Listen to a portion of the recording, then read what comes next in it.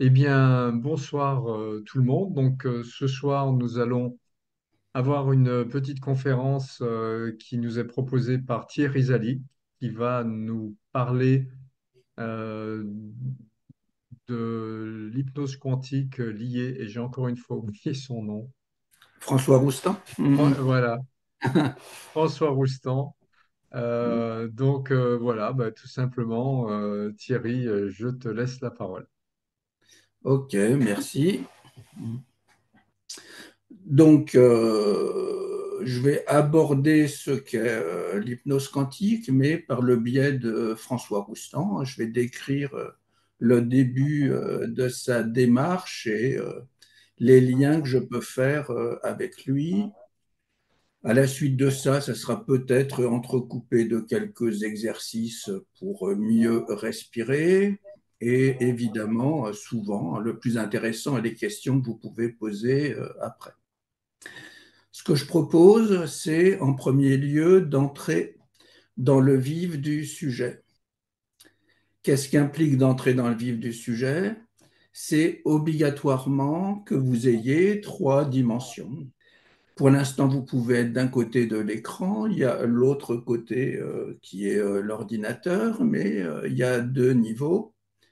On peut en imaginer des supplémentaires, hein, qui est l'écran qui rentre à travers de vous. Il peut y avoir après quatre ou cinq dimensions, un langage autre qui se fait, mais où vous n'êtes pas à une place définie. Donc, entrer dans le vif du sujet, ça implique obligatoirement qu'il y ait trois dimensions. C'est comme un chirurgien qui s'occuperait de vous, hein. Il mettrait son scalpel, il entrerait dans le vif du sujet qui est vous, mais ça implique qu'il y ait trois dimensions, hein. Sinon ce ne serait qu'un dessin sur une feuille. Qu'est-ce que l'hypnose? Je vais reprendre déjà une phrase de François Roustan. Que dit-il? Il est aisé de l'introduire, mais sa nature résiste aux explications. C'est exactement ça. Donc, des explications, je vais en donner plein, mais à la limite, on ne sera pas plus avancé après. Ce qu'on peut dire déjà d'une façon quantique, hein, c'est qu'à la fois, on sera plus avancé et en même temps, on ne le sera pas. On peut dire qu'il y a trois niveaux dans l'hypnose, pour essayer de faire simple, même si ça ne le sera pas forcément. Le premier niveau est l'hypnose classique. Que peut-on dire de l'hypnose classique? C'est une négation de l'avoir. Vous avez un hypnothérapeute, hein, d'un côté qui a une emprise sur vous. On est à la fin du 19e siècle, hein. C'est Charcot, j'en reparlerai à la Salpêtrière. On retrouve cette formule première, style dormez, je le veux, dans le spectacle avec Mesmer. On le retrouve dans la street hypnose et dans le magnétisme. Quoique ceux qui font du magnétisme aujourd'hui sont un peu plus avancés que ça. Mais c'est quand même une définition du magnétisme où on a une emprise sur le sujet qui, lui, d'un seul coup, n'en a pas. Il devient l'objet, hein, de l'espèce de fascinateur qui est en face, hein, et il y répond aux dépens de lui-même. Dans ce niveau 1 de l'hypnose, on est dans ce qu'on peut appeler le pléonasme. On verra que les autres niveaux sont la métaphore et l'oxymore, qui est le monde du Tao et du monde quantique. Dans ce pléonasme, il n'y a qu'un niveau de liberté. On va sur une seule ligne. Qu'est-ce qu'un pléonasme? C'est dire je monte en haut, je suis assis sur mon séant, quelque chose qui se redouble. On pourrait penser que c'est à la fois stupide, mais pas forcément. Je reprends une autre phrase de deux sociologues, hein, qui sont Berger et Luckmann, phrase fascinante, hein. Sans la reformulation constante de l'évidence, les gens se mettraient à douter de la réalité du monde dans laquelle ils sont. prends l'exemple de deux personnes qui parlent du temps. Il y en a une qui dit il fait beau, l'autre lui répond il fait beau, etc. Les deux le savent. Il y a une connotation qu'on peut dire pléonasmique, mais en même temps, ils sont en train de se rassurer hein, sur ceux qui les entourent. Hein. S'il n'y avait pas cette réassurance, rien ne dit qu'il serait dans le monde, qu'il y aurait quelqu'un en face. C'est ce qui tient la structure, hein, de répéter une évidence qui, en fait, n'est pas si évidente que ça. Et quand on rentre dans le monde quantique, hein, on s'aperçoit, comme les bouddhistes, que tout est illusion. D'où cette nécessité de répéter quelque chose qui semblerait évident, mais qui tient à très peu de choses. Quand il y a un patient devant vous qui va répéter la même chose au sujet de sa maladie, il la construit hein, et il la revendique, mais en même temps, elle n'est pas là. Il la construit en permanence, toujours, hein, dans un discours qui est toujours pléonasmique. L'autre niveau est ce qu'on peut appeler l'hypnose ericksonienne, qui existait un peu avant, mais qu'a fait Erickson. Il a fait un déplacement des avoirs. Au début, il n'y avait pas d'avoir. Avec Erickson, le sujet reprend une possession de lui-même. Il peut déplacer, par exemple, les symptômes qu'il a. Il dit, par exemple, je ne sais pas, votre maladie est comme une fleur, etc. C'est une métaphore, mais il prend une emprise dessus. Il a une force nouvelle qui n'est pas déléguée uniquement au thérapeute qui est là, mais qu'il emploie lui-même. C'est un peu ce qu'on avait vu un siècle avant, hein, quand il y avait la controverse hein, de l'école de Nancy, de l'école de la Salpêtrière, dont j'ai parlé un peu avant. D'un côté, il y avait Charcot, hein, qui prenait la mainmise sur le sujet, et de l'autre, Bernheim, puis Liébaud, hein, qui donnait une latitude pour que celui-ci puisse changer.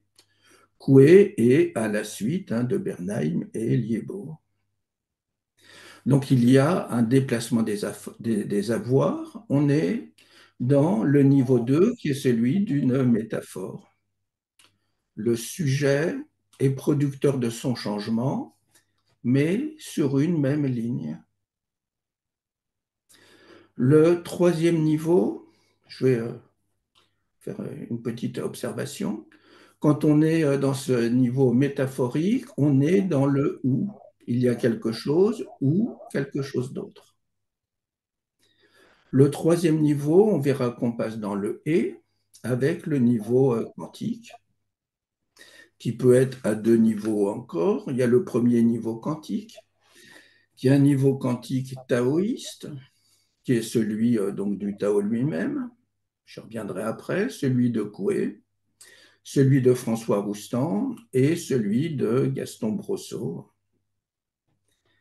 Des exemples qu'on peut prendre du Tao, lier bien, c'est lier sans corde ni ficelle, gagner la bataille sans la livrer, produire sans s'approprier. On est dans ce niveau quantique, taoïste, hein, où deux choses contradictoires sont reliées. On est dans un monde de l'oxymore et le Tao est une succession d'oxymores hein, pour celui qui s'y penche. J'en ai donné quelques exemples. Que fait-on à ce moment-là? On travaille sur l'être, le trou, le vide, qui est un vide quantique, hein, qui est déjà un vide habité. Pour Gaston Brosseau, pour François Roustan aussi, on est dans une invitation à ne rien faire. Mais ce qu'on va voir peu après, c'est que ce ne rien faire est une action en elle-même, qu'il y a un mouvement dedans, et que dans ce ne rien faire, on fait énormément de choses. Mais ce qui est proposé, c'est ne rien faire. Ce qui peut paraître compliqué, ce qui peut paraître une sidération par rapport à celui qui est là, qui est sans arrêt en train de faire quelque chose, notamment de se rappeler en permanence le mal qui est en lui. Dans la suite, de cette hypnose quantique taoïste, il y a un autre niveau qui est ce qu'on peut appeler un niveau ur-quantique, qui est les niveaux d'Emmanuel Ransford, pour ceux qui connaissent, de Chambon, qui intervient souvent, de Gilligan, de Teresa Robles et de moi-même. On est dans une réalité qu'on peut dire transcendante. En plus qu'il y a ce et, il y a une chose et son contraire, il y a une reliance à quelque chose d'extérieur par lequel ou dans lequel on participe. On n'est pas un simple individu avec l'ensemble de ses contradictions, on est relié à l'ensemble de ce qui se manifeste dans un tout dont on est obligatoirement une partie. Mais on est dans cette reliance, en plus des points déjà énoncés. On est dans ce qu'on peut appeler une réalité transcendante. Quand vous êtes dans cette position, c'est exactement ce que vous proposez au patient qui est face à vous. Il y a cet arrêt et cette façon déjà de le relier à quelque chose d'autre que lui, de le sortir de lui-même. On le verra à la fin, ça implique obligatoirement de ne pas travailler surtout sur le symptôme proposé. Le symptôme est un mensonge, un événement qui s'est produit, mais une illusion en même temps. Plus il va en parler, plus il construit cette illusion comme une réalité. Dans ce travail, on travaille sur l'étoffe. Qu'est-ce que l'étoffe? C'est la peau même du personnage. Sa peau étant exactement la peau de l'univers. Sa peau propre est celle du monde entier. Et ce qui se passera forcément, c'est que quand cette personne aura changé, elle a potentiellement la possibilité de changer le monde dans son même mouvement, surtout s'il y a un ensemble de personnes qui suivent la même voie et qui arrivent à ce qu'on peut appeler cette nouvelle lucidité, qui a une absence de choses préconçues. Quand j'ai parlé qu'on entrait dans le vif du sujet, qu'est-ce que le vif? C'est intéressant de s'en apercevoir. Le vif est le contraire de la mort. On travaille sur du vivant. Quand vous passez, c'est toujours métaphorique, là, ce scalpel dedans, il ressent quelque chose, il n'est pas mort. On tranche dans le vif. Je m'arrête un instant, parce que ça implique obligatoirement qu'il y ait quelque chose de violent dans l'action. On dérange la personne qui est bien installée dans sa mort. Roustan dirait autrement, il est bien installé dans sa plainte, mais sa plainte est mortifère. Dit toujours autrement, on peut dire que sa plainte est une forme d'inaction. Qu'est-ce qu'entrer dans l'action? Toujours, dans le sens de Roustan, qui est exactement le même sens que Coué, ça implique que le sens est inclus dans les choses mêmes. Il n'y a pas d'un côté la psyché et de l'autre le corps, les deux ne font qu'un. On le verra toujours après. Des choses princeps de Roustan, c'était d'installer le patient dans son fauteuil. Il demandait simplement d'être bien dans son fauteuil, de ne rien faire d'autre. Mais que fait-il à ce moment-là? Il y a une coordination entre le corps qui prend sa place dans une pensée qui se structure différemment. C'est exactement ce que je fais pour ma part avec l'exercice de respiration. Quand la personne retrouve cette respiration convenable, wow, avec l'air qui rentre à l'intérieur d'elle, elle s'ouvre à quelque chose et son corps reprend une place enfin confortable. On verra toujours à la fin, ça implique d'être dans une démarche d'anti-psychologie. On ne s'intéresse qu'au corps, pour qu'il restructure l'âme ou la pensée. Roustan commence dans sa démarche par ce qu'on peut appeler le préalable. Là, on est dans une forme de préalable.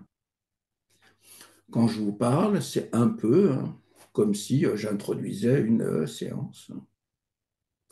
À noter que ce préalable est avant même l'anticipation. Dit autrement par Roustan, on est avant la succion, on est avant la respiration d'un tampon imbibé du lait de sa mère pour un bébé. On est avant. Qu'est-ce qu'implique ce préalable? Une des premières choses est le pouvoir de rêver. Qu'est-ce que rêver? Toujours dans la définition de Roustan, c'est entrer dans une veille généralisée. La veille généralisée est le contraire d'une veille commune. C'est le moment où le rêve a pris l'ensemble de la personne qui peut agir sans y penser. On prend un conducteur qui va faire des centaines de kilomètres d'un seul coup parce qu'il est dans cet état d'hypnose sans savoir par où il est passé avec une facilité nouvelle. Il est dans ce qu'il appelle un état de veille généralisé. Pour certains, c'est seulement de l'hypnose, mais une des choses qu'on peut observer, que même pour ceux qui font de l'hypnose basique, il y a obligatoirement une part de quantique à l'intérieur, donc ils ne s'aperçoivent pas forcément. Le sommeil paradoxal est lié à cette notion d'oxymore. Il y a deux choses contraires. La personne est censée dormir, mais en même temps, elle est dans cette action qui est l'action du rêve. Elle fait deux choses en même temps. Nous sommes toujours dans le vif du sujet. Je reprends avec cette notion d'oxymore une autre idée du Tao, par exemple, c'est l'obscurité est un concept qui éclaire. On pourrait dire ça exactement du rêve. Qu'est-ce que le Tao? C'est ce qui propose la voie de la fécondité par rapport à une autre qui est la voie de la stérilité, qui est celle dont j'ai parlé, qui est celle de la mort, de l'arrêt. Donc entrer dans le vif du sujet par la provocation ou une autre façon, c'est réveiller du vivant en lui. Qu'est-ce qu'on peut faire de mieux dans une séance que réveiller du vivant chez la personne qui est là? Donc cette veille paradoxale est le retour au pouvoir de rêver qui s'est stérilisé chez la personne. Il s'agit de se mettre dans cet état de veille paradoxale pour opérer des transformations. Cela n'a pas besoin de se faire dans une transe forcément classique. Rien que par la parole, par l'induction, la personne commence à changer de niveau. On n'a absolument pas besoin d'une transe formelle. Il y avait ce préalable avant même l'anticipation. On arrive à une autre notion qui là est complètement quantique, qui est amenée par François Roustan, qui est le pouvoir organisateur. Qu'est-ce que le pouvoir organisateur? C'est le mécanisme mis en œuvre dans ce rêve qui va changer la structure de l'individu au plus intime de chacune de ses cellules, jusqu'à même son ADN. Le corps se restructure de l'intérieur. Qu'est-ce que ça implique? Je disais qu'on n'est pas en train de travailler sur un symptôme. Ça implique que le corps nouveau qui va se fabriquer va envoyer d'autres messages. Un exemple, quelqu'un a un mal de tête récurrent, c'est hyper facile de lui enlever son mal de tête, mais on ne fera absolument pas ça. On change sa structure pour que le corps envoie un message d'harmonie, de bonheur, au lieu que ce soit un message de douleur. Donc le travail est sur ce pouvoir organisateur du corps et absolument pas toujours sur le symptôme proposé. Que dit toujours Roustan? Le pouvoir organisateur de notre système sensoriel peut décider de fonctionner autrement qu'à l'ordinaire. On travaille absolument sur ce plan-là. Nous agissons sur le pouvoir organisateur. Qu'est-ce que ça impliquera? Que la personne a une autre écoute, une autre parole, d'autres sensations, un autre rapport au monde. Ça fait référence à Coué, à Lipton, pour ceux qui le connaissent, à la médecine génétique et évidemment à Philippe Guillemot aussi. On vient de parler du pouvoir de configurer le monde, qui implique une autre notion, qui est le pouvoir d'imaginer. C'est exactement la théorie de Coué aussi. Il y a une mise en suspens de nos systèmes par cette imagination qui est complètement différente de la volonté. Il ne s'agit pas de vouloir quelque chose, il s'agit de revenir à cet état antérieur où l'imagination peut se déployer en dehors des premières croyances. Je vais faire un arrêt sur autre chose, je ne sais pas à quel moment je pense en parler. Pour arriver à cette position d'arrêt, il y a, qui va amener cette imagination, hein, il y a dans notre arc réflexe, si on peut dire, de respirer, de souffler, un moment qui s'appelle la petite pause. Vous prenez une respiration, vous soufflez, et entre les deux, il y a un court moment d'arrêt. Ce moment d'arrêt est vital parce qu'il permet de se réinitialiser, pour prendre un terme informatique, hein. Il y a un moment de vide, d'arrêt, qui permet un redéploiement. Qu'est-ce qui est proposé parfois aux patients, mais qu'on va faire, c'est d'augmenter ce moment d'arrêt, cette petite pause. La personne va respirer, attendre un peu, souffler après en élargissant ce temps. Qu'est-ce que ça implique? Ce que dit aussi David Bohm, hein, qui est physicien quantique, hein. Ça permet de sortir de l'axe réflexe qui est qu'une idée entraîne une autre idée. La personne ne s'appartient pas, il y a une idée qui est dans l'enchaînement d'une autre idée qui va survenir en permanence. Quand vous élargissez ce temps, wow, il y a ce temps d'arrêt qui va permettre à une idée nouvelle d'émerger. Prends un exemple tout simple, hein. Quelqu'un vous insulte, vous dit quelque chose qui ne vous plaît pas. Généralement, vous allez lui répondre du tac au tac, hein, dans cet arc réflexe. Si vous prenez simplement une seconde, 2 secondes, même pas trois, vous êtes insulté, vous prenez une respiration, vous soufflez, la réponse que vous allez donner après sera d'une autre nature que le réflexe que vous auriez eu tout de suite. À un niveau même minime, vous avez repris possession de vous-même pour ne pas être entraîné par quelque chose de mécanique. Vous avez remis du vivant à l'intérieur de vous, au lieu d'être ce qu'on peut appeler un pantin.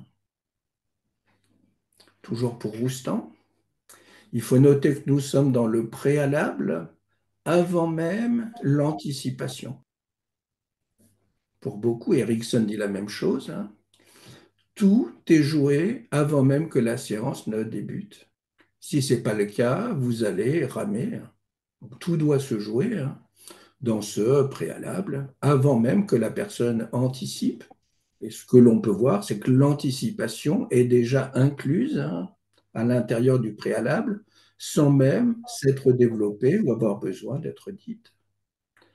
Quand vous êtes à ce moment-là avec ce patient, malgré tout ce que j'ai dit, on pourrait dire objectivement, c'est-à-dire de l'extérieur, qu'il ne s'est rien passé. On y reviendra dans ce faux ne rien faire. Mais en même temps, tout est en train de se jouer. Dit autrement, hein, je répète François Roustan, vous n'avez rien à faire, hormis, hein, que dans ce vous n'avez rien à faire, on voit, hein, qu'il y a quand même une construction hyper élaborée pour pouvoir en arriver à ça. On arrive à cette anticipation, même si elle est incluse dans le reste. Qu'est-ce qu'anticiper? C'est intéressant de voir toujours la bonne définition de Roustan, hein. Anticiper, c'est se tenir à l'écart dans l'espace et le temps pour préparer une action susceptible de modeler à nouveau la réalité. Qu'est-ce qui piège le patient? C'est d'être pris dans un espace et dans un temps qui n'existe pas, hein. En physique quantique, hein, il y avait d'abord un espace-temps qui remplaçait les deux, et avec Rovelli et d'autres, on s'aperçoit qu'on peut se passer du temps, hein, pour faire des équations, etc., que le temps n'existe pas. Dit autrement par Étienne Klein, hein, le temps ne passe pas, mais on passe dans le temps qui est déjà là et posé, hein, de toute éternité. Ce que j'essaye de faire sentir aux patients, enfin j'essaye, j'y arrive, hein, c'est de voir que quand il commence à prendre du temps dans quelque chose, il rentre dans un espace d'éternité, ce qu'il va ressentir dans son corps. Il sort de la notion d'urgence. Toute la société vous vise, hein, à être dans cet état d'urgence, hein. Achetez ce produit, dans 3 heures, il sera plus cher. Si vous ne le prenez pas maintenant, il n'y en aura plus. Tout est fait pour que vous soyez dans cet état d'urgence, hein, qui est stressante et qui vous empêche de penser. Donc, dès que cette respiration est engagée, ouah, quand il y a un exercice proposé au patient, il prend du temps pour en sortir, voire il pourrait ne plus en sortir. Il s'est engagé dans cet espace d'éternité. C'est un point quasiment crucial et d'autant plus intéressant que ce patient le ressent vraiment dans son corps. C'est pas intellectuel, hein, c'est physique. Et cette éternité va aider à redéployer le corps, hein, biologiquement, d'une façon tout à fait différente. Je répète cette phrase pour la décrire mieux après. Donc, anticiper, c'est se tenir à l'écart dans l'espace et dans le temps pour préparer cette action susceptible de modeler la réalité. Pour Roustan, ça implique 4 ou 5 phases. On pourrait le dire autrement, mais peu importe. Il y a une phase d'arrêt qu'il appelle l'hypnose comme fascination. Il y a une attente. Il appelle ça l'hypnose comme confusion. Pourquoi pas, ça n'a pas d'importance. Il y a un projet qui n'est pas dit, qui se construit à l'intérieur du corps. On n'est absolument pas dans la PNL, etc. Donc il y a ce projet. Comment appelle-t-il ce projet? Il indique que c'est l'hypnose comme hallucination.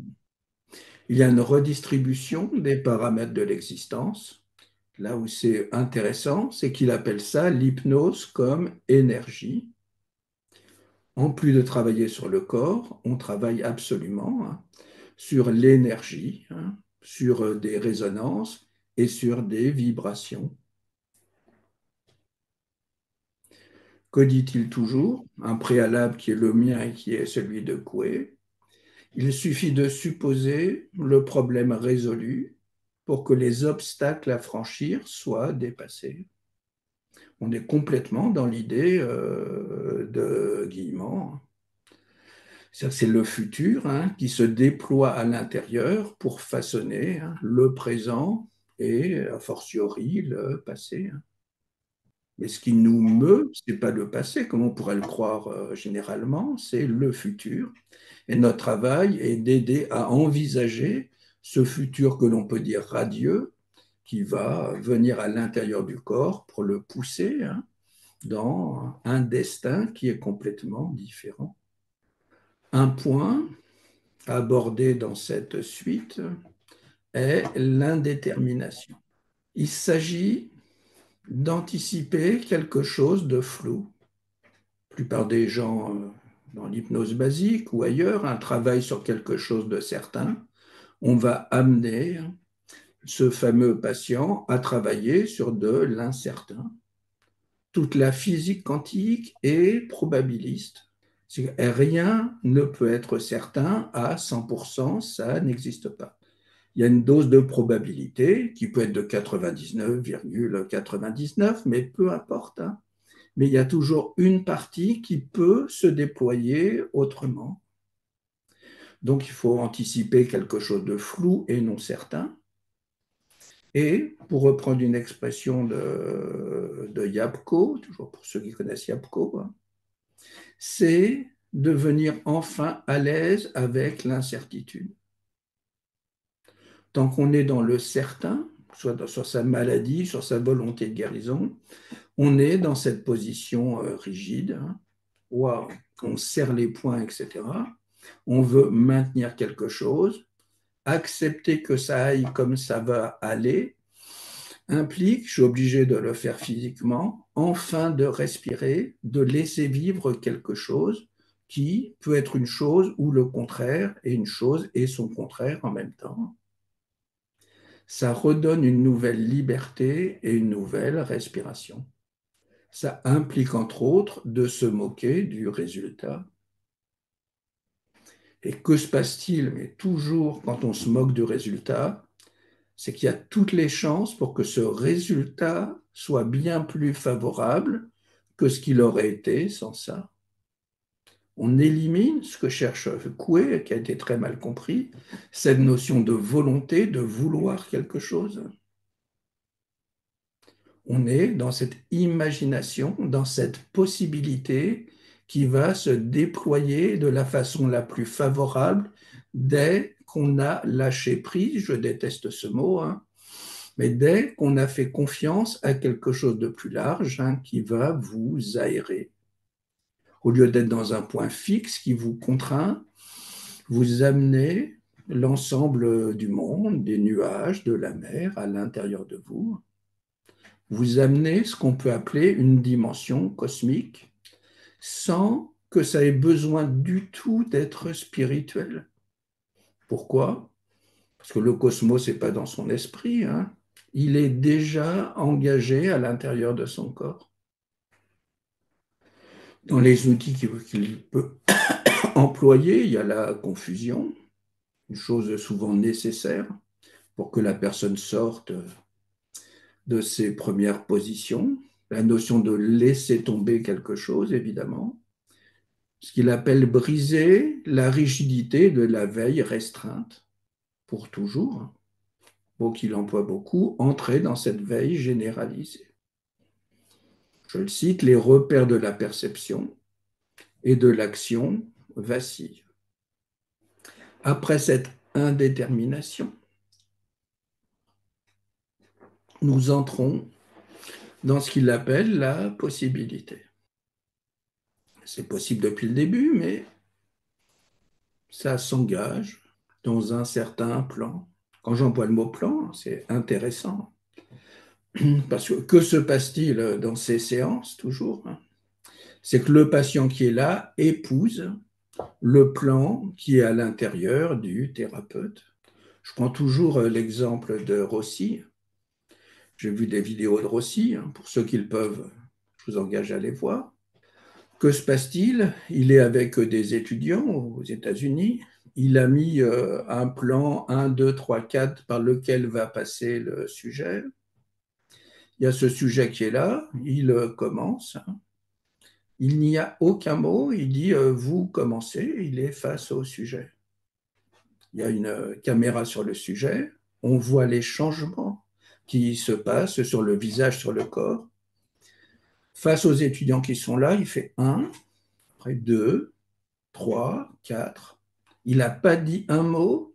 Le patient qui est là est passé dans toutes les 4 phases qu'il a indiquées sur un tableau.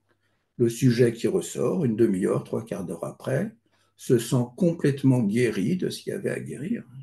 Wow. Ceci pour dire quoi? Que dans mes formations, j'apprends plein de choses aux gens. Là, je fais plein d'explications.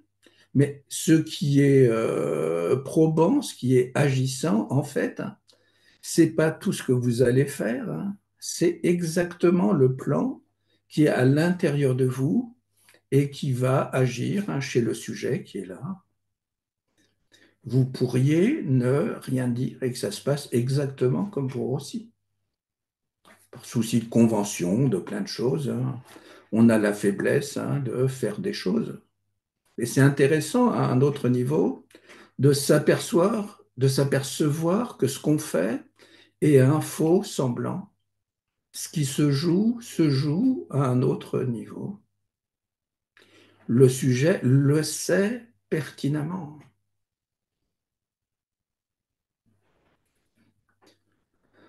Après cette possibilité, ce que Roustan dit, c'est que l'indétermination ouvre sur la possibilité. Je reviens à la PNL, parce qu'on est exactement dans l'inverse de la PNL, où il y a un objectif à atteindre. Là, il y a un objectif à dissoudre. C'est exactement l'inverse. Ce qu'il note, c'est la précision et la souplesse du conducteur, dont j'ai parlé tout à l'heure dans la transe quotidienne. On est dans cette veille généralisée qui a envahi la personne qui est là sans qu'elle s'en aperçoive. Qui autrement, on est dans l'acceptation d'une chose et son contraire, toujours dans ce côté quantique, où dans ce flou, il y a une précision extrême. Celui qui est dans cet état ne va jamais avoir un accident. Il y a des feux rouges, des trucs, il ne sait même pas s'il s'arrête, s'il ne s'arrête pas. Il n'aura jamais un accident. On est complètement dans cette physique quantique, où dans un flou apparent, il y a la précision la plus extrême qu'on peut obtenir dans des calculs. Suit la disposition ce qu'il appelle l'attention. L'attention, on l'a déjà perçue nous-mêmes, est à la fois précise et flottante. On est toujours dans ce et de l'oxymore. C'est une chose et son contraire à la fois. Dans un exercice qu'on fera peut-être tout à l'heure, vous verrez par exemple que la personne est en même temps lourde et légère, que c'est une des façons, entre autres, d'arriver par exemple pour ceux qui le désirent à des sorties de corps. Cette attention, ce que dit Roustan, est le fondement de la pratique du satipatthana. C'est amusant, parce que quand je dis ça, je serais incapable de vous dire ce qu'est le satipatthana. Mais rien qu'en prononçant ce mot, comme d'autres mots que vous pouvez prononcer, vous entrez dans une mélodie agissante. On s'en fout de savoir ce qu'il y a derrière. Rien que l'idée est véhiculée. Donc, dans cette pratique du satipatthana, dont on se moque, mais qu'est-ce? C'est la conscience claire des choses et des événements mentaux. Dit par Roustan, il y a 4 niveaux pour trouver ce fameux éveil. Il y a le corps, les sensations, l'esprit et les formations mentales dues à cette expérience. Nous entrons dans ce qui s'appelle la modification dans son vocabulaire et dans une chose qui est pas la plus importante, mais presque, qui est exactement la même pour Coué, et l'action. L'action est primordiale, même dans ce qui est proposé comme non-action. Si la personne ne s'engage pas par un mouvement, il ne se passera rien. Dans cette action, l'hypnose devient un art de vivre. Ce que je disais, c'est que la personne qui sortira de cette séance aura un autre regard, une autre façon de communiquer, d'entendre, de sourire, d'envoyer une lumière dans son corps au lieu d'être dans les premiers ténèbres. Au lieu de capter la chaleur de quelqu'un d'autre parce qu'il a froid, c'est lui, par sa propre chaleur, qui va aider les autres à se réchauffer, à trouver cette fameuse lumière. On est complètement dans une inversion de la perception et du don du sujet qui va sortir.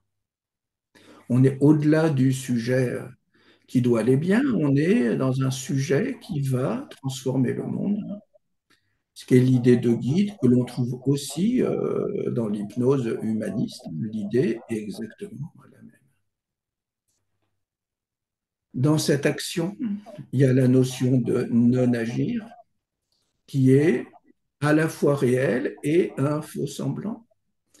Que dit Roustan en reprenant des parties du Tao Te Ching et le livre de la voie et de la vertu? C'est le vide qui, pour l'harmonie du monde, ne doit jamais faire défaut. N'importe. Celui qui se précipite, j'en ai parlé tout à l'heure, hein, il enlève cette capacité de vivre, hein, cette fameuse petite pause hein, qui est nécessaire à la respiration du corps.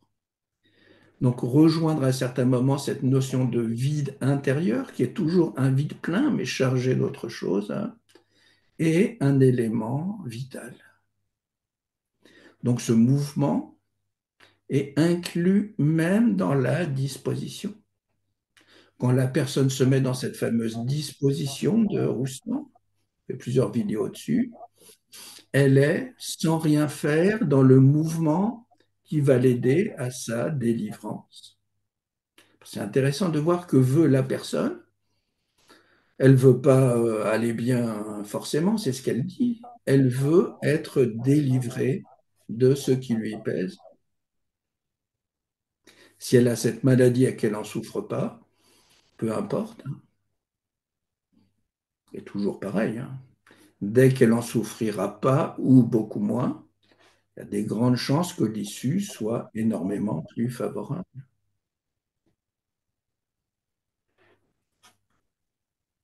Je vais reprendre quelques lignes, parce qu'entre le non-agir et le mouvement, il y a ce qu'on peut appeler le repos, dont je finis ma phrase précédente, hein. Je vais reprendre quelques lignes de Dialogue avec l'ange, qui est un des livres que je conseille à tous ceux qui font ma formation, hein. Donc, c'est des gens en Hongrie, peu importe, hein, au début de la dernière guerre mondiale, un peu avant, qui sont en contact, chacun avec un ange qui leur donne des réponses. Mais pour ceux qui liront, vous verrez la finesse et la justesse de ces réponses. Donc, il y a un d'eux qui demande qu'est-ce que le repos? La réponse de l'ange est préparation. Ce qui n'est pas préparation n'est que repos apparent. Le repos qui n'est pas préparation est mollesse. Je rejoins autre chose que dit Roustan qui est évident, hein. C'est que le patient, par exemple, qui peut s'endormir dans la séance, les gens disent ah, c'est bien, il récupère, etc. Mais pas du tout, hein. C'est exactement, on est dans ce cas de mollesse où le lien est rompu entre le thérapeute et le sujet, hein. Parce que quand le lien est là, il y a toujours une tension, mais une tension positive, hein, qui implique l'éveil, même si c'est cet éveil généralisé, hein. Donc c'est une chose que je renvoie parfois à des patients, hein. Quand je les vois un peu partir ailleurs, leur impliquer que le repos à ce moment-là qu'ils peuvent sentir n'est que mollesse. Je reprends exactement ce mot. Autre question posée à l'ange, c'est où est le nirvana? C'est là où les deux sont un, là où où les parallèles se rejoignent. On est exactement hein, dans cette sensation, cette perception quantique, on ne peut pas mieux dire. Les deux sont réunis. Donc l'ange précise, en apparence il y a repos, mais en vérité il y a acte, contrairement à la mollesse dont on a parlé. En apparence il y a un silence, mais en vérité il y a tous les sons unis. On reprend cette idée en disant qu'une séance est comme une symphonie. Il y a une partition, chacun joue une musique, mais qui s'harmonise et qui donne quelque chose d'autre, une œuvre tiers aux deux parties. L'ange dit en apparence éloigné, en vérité, en toi-même.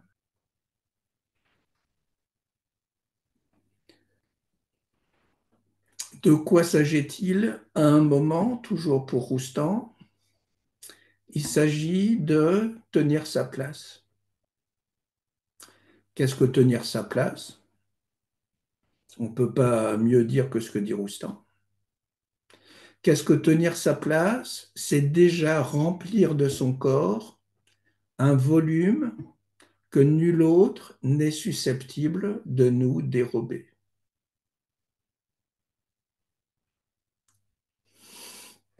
Je vais vous proposer un mini exercice. On arrive à la fin de ce que je voulais exposer, mais qui va vous aider corporellement à voir, à ressentir qu'est-ce que tenir sa place. Parce que là, pour certains d'entre vous, hein, vous pensez que vous êtes, par exemple, hein, je ne sais pas pour tous, mais que vous êtes des élèves par rapport à un maître. Hein, et que dit entre autres Nisargadatta, que j'adore aussi, c'est une illusion. On est exactement la même chose. Qu'est-ce qui fait qu'il pourrait y avoir une différence? C'est parce que vous êtes ou ce que je suis, c'est l'idée de ce que vous êtes par rapport à moi-même. C'est votre idée d'être un élève, pour ceux qui l'auraient, qui vous met en position d'élève, mais il n'y a aucune différence entre vous. Je vais vous le faire sentir dans votre corps. Là, je vous invite à prendre une respiration, à souffler, pour ceux qui le veulent, et à fermer les yeux. Donc, vous respirez, voilà, vous soufflez, vous avez fermé les yeux, je l'espère, hein, pour ceux qui l'ont fait. Toujours en respirant un peu plus à chaque fois, vous allez monter, monter, et arriver jusqu'à une forme de plateau. Là, vous pouvez commencer par respirer par une narine, puis par l'autre. Augmenter à chaque respiration, arriver de plus en plus loin. Vous reculez ou vous montez par cette respiration jusqu'à respirer l'air d'un autre lieu existant ou imaginaire. Wow. Vous montez toujours, vous vous déployez, vous arrivez dans ce lieu qui va vous faire passer de l'état d'étudiant à l'état de maître. Vous êtes sur ce lieu qui peut être un plateau, dans une montagne qui peut être autre chose. Vous vous gorgez de cet air exceptionnel où votre corps change d'état. Vous étiez un étudiant en arrivant là. Vous prenez cette nouvelle stature de maître sans penser à ce que c'est ou ce que ce n'est pas. Quand vous êtes dans cet état de maître, vous allez redescendre tranquillement, revenir à l'endroit où vous êtes et sentir ce qu'est devenu votre corps dans son nouveau déploiement. Je vous laisse faire ça un instant.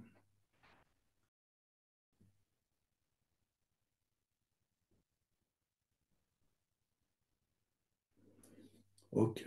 Vous me direz tout à l'heure ce que vous avez ressenti, mais là, je termine juste mon propos. Que se passe-t-il à ce moment-là? Il s'agit, là je vais reprendre le vocabulaire de Gilligan, d'accéder à l'intelligence du chant par la présence. Question qui se pose souvent, c'est le changement vient-il du thérapeute ou du patient? C'est intéressant de voir que c'est ni l'un ni l'autre. Le changement qu'il appelle génératif vient de l'état, vient de l'esprit générationnel créé par la relation. C'est l'état induit dans votre rapport au sujet qui va créer le résultat sans que ce soit ni vous ni lui. Dit autrement, c'est joli, c'est l'intelligence du champ par la présence. Je vais juste terminer ce petit propos avant vos questions par les caractéristiques qui sont celles de Roustan et exactement les miennes et toujours les mêmes que Coué. Je reviens souvent parce que Coué est éminemment intéressant à connaître. Ce pourquoi j'ai écrit un livre dessus, dans les rapports de Coué au monde quantique. Quelles sont ces caractéristiques donc de François Roustan? Le refus du diagnostic et du jugement, de la maladie et de l'idée de psychotraumatisme. Ça m'a valu quelques ennuis avec plein de gens quand je dis qu'il n'y a pas de psychotraumatisme. Plein de gens ont fait carrière en voulant les résoudre. Qu'est-ce que je dis en disant qu'il n'y a pas de psychotraumatisme? Je ne dis pas qu'il n'y en a pas, mais qu'il peut ne pas y en avoir, que quelque chose qu'on a vécu peut être traumatisant ou ne pas l'être. Que fait-on à ce moment-là? On ouvre une voie qui permet cette fameuse respiration. Quand la personne dit je suis traumatisée, etc., elle est dans un présent de laquelle elle ne peut pas sortir. Donc, elle est traumatisée ou elle peut ne pas l'être, même si elle l'est. Mais là, on ouvre une voie nouvelle. Wow, au lieu d'être dans une voie unique, il y a une nouvelle possibilité. Toujours pareil, on ouvre le champ du possible.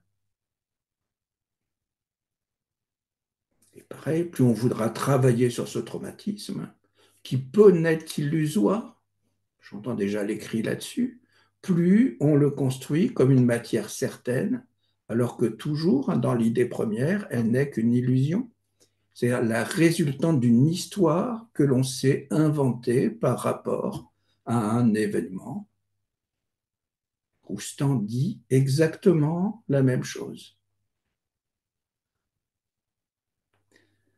Dans ces caractéristiques de Roustan, toujours qui sont les miennes, qui sont celles de Coué, qui est voir le patient comme un futur guéri, ça c'est indispensable. L'acceptation du terme de magie, qui est opposé à ceux qui veulent une hypnose scientifique, c'est une connerie immense. On est aux antipodes de quelque chose de scientifique. On est dans un possible improbable qui pourtant va se réaliser. Donc on est dans ce que certains appellent la magie ou le miracle, dans un langage qui est plus religieux. On est dans l'idée, Roustan a fait un livre, de sortir de la plainte, c'est indispensable. Dans cette notion de ne rien faire, développée entre autres par Gaston Brosseau. Je reprends une phrase de Coué à ce moment-là, ne cherchez pas à réussir par la force, mais en laissant tomber la force qui vous retenait dans la maladie. Autre point de Roustan, c'est en finir avec la psychologie, l'idée que le corps et l'esprit soient liés, cette notion d'action qui est indispensable, l'idée qu'on se crée des problèmes en ruminant des choses. On est dans l'idée que le regard du maître suscite l'éveil de l'élève, mais dans le mini-exercice que vous venez de voir, c'est cette possibilité de passer d'un état à un autre état tout en étant le même, mais vous avez changé de position mentale par rapport à votre croyance sur vous-même.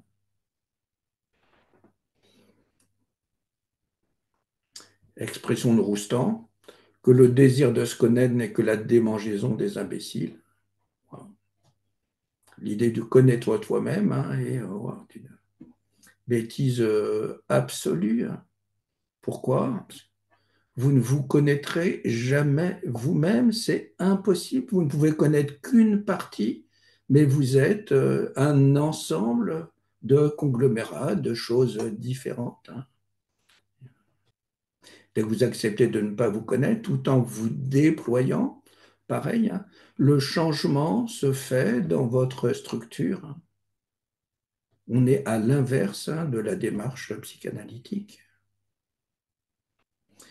Il y a évidemment l'acceptation d'un mysticisme, non pas d'être mystique, hein, mais de concevoir que des choses, évidemment, qui échappent à la raison, peuvent se produire. Ce que j'ai dit tout à l'heure, hein, qui est résumé toujours par Roustan, c'est que le moment de thérapie est un moment de symphonie. C'est absolument vrai. On est dans une musicalité qui fait effet à l'intérieur du corps. Bien, ben, tout à l'heure, si vous le voulez, je vous proposerai un autre exercice qui est au centre de ce que je fais maintenant pour voir ce que peut donner une expansion de corps, mais là, on dépasse l'idée même de Roustan. Donc, je vais laisser place à vos questions et en même temps, vous pouvez me dire ce que vous avez ressenti, hein, dans ce passage du maître à l'élève que je vous ai proposé. Alors, si vous avez des précisions à demander sur ce que nous a exposé Thierry, vous pouvez le faire, bien sûr. Et puis, vous nous donnez un petit peu votre ressenti, vos perceptions. Donc, vous pouvez simplement lever la main et puis activer votre micro et allez-y. Oui, vas-y, Thierry. Là, ce qui me fait sourire, hein, c'est souvent j'ai des patients qui parlent beaucoup au début, c'est dur de les interrompre, etc. Et quand ou comment, une des choses parmi d'autres, montre l'évolution qu'il y a eu dans la séance, hein, c'est justement de voir qu'à la fin, ils n'ont plus besoin de parler pour se sentir bien, de se défendre, hein. Le fait qu'ils se taisent alors qu'ils parlaient sans arrêt, hein, est une avancée énorme et ils le reconnaissent dans leur corps. Ça n'a peut-être rien à voir avec le fait qu'il n'y a pas de questions, mais ça me fait songer à ça. C'est Alors, bon. on a quelques quand même grands bavards et bavardes ici présents. On aurait peut-être dû commencer par les questions avant de faire l'exercice. Marie-Agnès, une interrogation. L'exemple que tu as donné tout à la fin, je pense qu'il n'est pas tout à fait adapté. Je pense qu'ici, il y a eu ce grand silence. Enfin, pour ma part, c'est plus parce que tu nous as complètement perdus, quoi, voilà, intellectuellement. Enfin, oui et non. Pas complètement, mais je pense que c'était ça voltigeait tellement haut que du coup, on ne sait même plus à quoi se raccrocher pour te poser une question. Mais j'en ai quand même une, plusieurs. Je voudrais savoir, bon, c'est assez concret, hein. C'est quelle est la place de l'originalité de l'individu qui vient te consulter? En quoi, parce que moi, dans tout ce que tu racontes, il y a des choses absolument magnifiques, il y a des choses que je comprends pas, il y a des choses, voilà. Mais à un moment donné, je me suis dit, mais l'autre, il est où là-dedans? On a l'impression, ça m'a donné un peu l'impression que la façon dont tu pratiques, avec tout ce que c'est, hein, tu pourrais l'appliquer au chien de la voisine et que ça changerait pas grand-chose par rapport à une autre personne. Je suis un peu, je suis désolée, hein, j'ai des mots qui sont très brutaux parfois, mais il m'a manqué l'autre dans ton discours. Et je voudrais savoir en quoi chaque séance, enfin moi, chaque séance que je donne, il n'y en a pas une qui ressemble à l'autre, et même si c'est la même personne qui revient, elle ressemble pas. Euh, donc j'entends, hein, tu es là pour parler de l'hypnose quantique, euh, où j'ai découvert plein de choses, mais comment, parce qu'à la limite, enfin, si je t'entends, la personne, elle vient, elle s'assoit, tu fais rien, tu lui dis de rien faire, de respirer, et hop, elle repart, quoi. Euh, Je vais te répondre. ouais. D'une part, dans le processus, c'est exactement le contraire, hein. Je fais une multitude de choses, hein. Il y a plein d'étapes. On n'arrête pas de faire quelque chose. Mais Ce qui est intéressant, c'est ce que j'ai dit, ce qu'on fait n'implique pas qu'à un certain niveau, on ne fasse rien en même temps, même si c'est surchargé de quelque chose. Il y a les deux plans qui sont en même temps. Mais je vais revenir à tes premières questions qui sont hyper intéressantes, hein. Quand tu me disais où est la place du sujet, hein, il n'a pas de place. Donc, je comprends que ça puisse être dérangeant, etc., hein. Mais quelle est l'idée de ne pas lui donner de place? C'est que la place qu'il pensait avoir est une place, on va dire, usurpée de quelque chose de négatif qui l'amène à marcher de travers. Vouloir travailler sur sa place et exactement l'emmener dans le sillon frauduleux, je dis les mots qui m'arrivent, hein, dans lequel il s'est tissé. Donc le but premier, c'est exactement de le faire sortir de la place qu'il croyait faire, Oui, qu'il oui, croyait ça j'ai compris.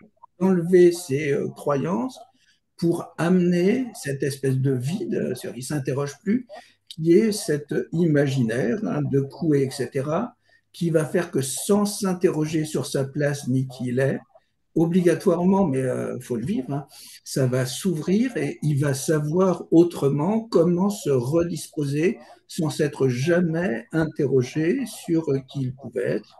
Sinon, s'apercevoir que ce qu'il pensait de lui était exactement ce qui le limitait. Oui, oui, complètement. Mais ça, je l'ai compris, hein. Alors, Ouais. j'ai du mal à formuler ma question. Je veux dire, en quoi tu différencies une séance avec une personne de l'autre? Où est l'originalité de la personne, en fait, dans tes séances? Il n'y Son a aucun. unicité façon. Mais une des choses qui pourrait gêner qu'on m'a renvoyé, c'est qu'en gros, il peut y avoir des différences, mais je fais la même séance avec la personne, etc. Quelle est l'utilité?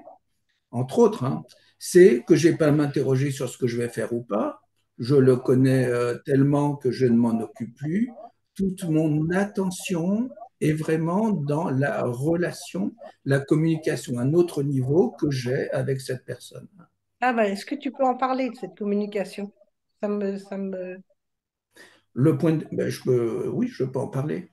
Le premier niveau, mais qui est hors tout, et c'est tellement important pour moi, mais ça vient sans qu'on ait besoin de le dire. Et quand la personne arrive, mais quasiment toujours, je trouve la personne belle. Elle arrive, je la trouve belle. Quelle que soit son apparence, hein, c'est pas lié à une beauté extérieure. Mais Mhm. que se passe-t-il dans ce moment où je la vois belle, parce qu'elle le ressent, parfois je lui dis, hein, etc. Elle s'ouvre à quelque chose qui était refoulé. Elle-même se trouvait moche avec tout ce qu'elle avait, les gens autour peuvent, etc. Je la renvoie à cette beauté première qui va permettre ce redéploiement. Cette personne est belle, et quand elle va réaliser par mon regard, qui se fait tout seul, hein, qu'elle est dans cette beauté, obligatoirement, ça implique cette première respiration et Mhm. ce fait de se reconnecter à une forme de jeunesse qui, pour elle, était perdue. Elle se D'accord, ok. trouve désirable dans le moment où elle a perdu tout désir, hein, par la confusion dans laquelle elle est. Et une des Mhm. premières choses qui se passe dans la séance, c'est arriver à avoir ce que j'appelle un oui corporel. J'aime pas trop dire comment se déroulent mes séances, mais ça fait rien, parce qu'il y a une part de surprise, etc., hein. Donc, je l'invite à rentrer dans ce que j'appelle une boîte de magicien. Donc, je dis, vous arrivez dans un état, vous allez ressortir dans un meilleur état. Est-ce que cela vous convient? Donc, la personne, souvent, sauf cas rare, dit oui, mais presque toujours, le oui est un oui mental qui est coupé au niveau de la gorge. La personne dit oui, mais elle n'engage pas son corps. Donc, je la fais recommencer plusieurs fois. Je lui demande si elle ressent une différence entre la première et la dernière fois. Parfois oui, parfois non. Et ce que j'ajoute, c'est ce que j'attendais de vous et que vous me disiez un oui corporel. Je mime à la personne ce qu'est ce oui corporel. Je lui poserai cette même question, qu'elle rentre dans cette boîte de magicien, etc. Avant même de me répondre, elle prendrait une respiration. Comme je le fais, mais ça se fait automatiquement, ses yeux se seraient fermés. Elle soufflerait après et au bout d'un certain temps, sans se précipiter, elle me dirait oui. Donc, je Hmm. vais faire ça pour sentir la différence qui se passe dans son corps. Et je lui explique hein, que s'il y avait ce oui corporel complet, cette prise de respiration, ah, ce souffle, ce oui qui arrive, si en plus elle n'attendait absolument rien après de ce qui va suivre, on peut dire à coup sûr qu'elle serait déjà guérie de ce qu'il y avait à guérir sans qu'on ait besoin de préciser quoi. Hmm. Ok. Donc, on est dans le début, mais j'aime pas le dire comme ça, c'est moche, mais dans le début d'une relation, hein, d'une complicité qui va Oui, permettre cette bien. avancée. Oui. Ouais. Et après, il y a ce qui suit et un épisode pour qu'elle s'aperçoive, je donne des exemples, que ce qu'elle pensait être une réalité contraignante pour elle n'était qu'une illusion, une histoire qu'elle se racontait sur des événements qui ont amené hein, l'état dans lequel elle est à croire, hein, prendre pour une réalité ce qui n'était qu'une histoire inventée. Après, il y a une multitude de choses, hein, mais on est déjà dans le lien à partir du moment où il y a cet arrêt, cette première respiration, hein, et ce, ce début hein, de réassurance par rapport à sa beauté, à son désir, à quelque chose de vivant. Donc sur des habits, je ne sais pas comment dire, un habillement de séance qui est le même pour tous, hein, je suis absolument centré du début à la fin sur la personne et les changements qui vont se propager à l'intérieur d'elle. Hmm. Bon, est-ce que Thierry a répondu à ta question, Marie-Agnès? Oui, en grande partie, oui. Enfin, j'ai. Juste, je vais rajouter un petit truc, hein. L'idée, mais elle est hyper intéressante, hein, ta question. C'est que je ne m'intéresse pas à elle a priori. C'est exactement fait, je le verbalise parfois pour elle, hein, pour qu'elle commence à ne plus s'intéresser à elle elle-même, hein, À son problème. à ce qu'elle croyait être l'ensemble des choses qui l'a Oui, réduit à être là oui. aujourd'hui. Hmm, hmm. C'est ce que dit aussi le son, arrêtez de penser à vous, et entrer dans l'action qui est de ne plus penser, mais de faire ce geste hein, qui va restructurer. Et comme on en ressort, hein, avec une pensée différente sur ce qu'on est ou pas, c'est-à-dire une nouvelle assurance, une nouvelle façon de faire face, de ne plus être une victime. Et il y a une multitude de choses qui se mettent en place là, pour faire une personne debout et non anéantie par quelque chose. Hmm, hmm.